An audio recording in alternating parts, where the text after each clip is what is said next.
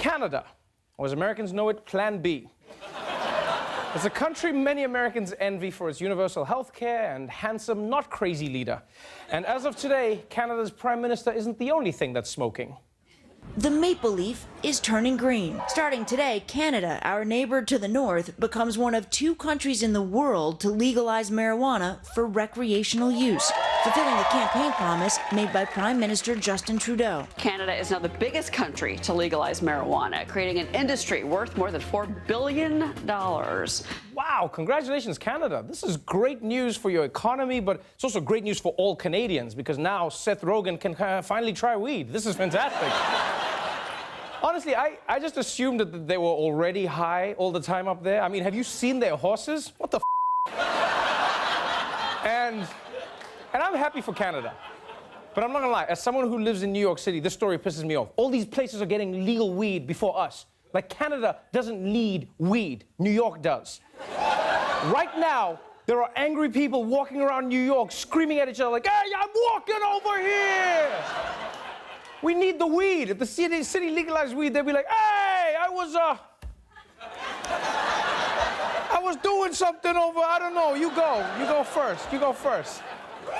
Anyway, let's move on to news coming out of Colorado, where weed is also legal. But unfortunately, so is something else. Next month, Colorado will vote on changing the language in its state constitution so that it no longer allows slavery as a form of punishment. Slavery is technically still legal in many states, including Colorado.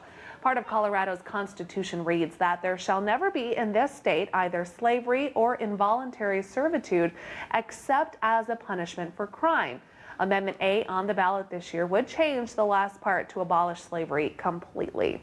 Yo, America is real shady. You brag about ending slavery, but then you keep it in the fine print?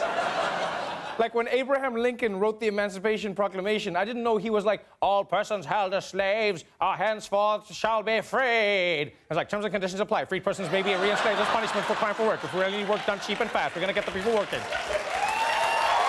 That's a slick move. And finally, we all love grandma's cookies. But one student in California took it a little too far. Davis police are investigating a bizarre incident that allegedly happened at a high school. A male student claims he saw a girl pass out cookies, saying that she had used her grandmother's ashes to bake them. Officers believe as many as 9 students at Da Vinci Charter Academy High School ate the cookies, some who knew what was allegedly in them.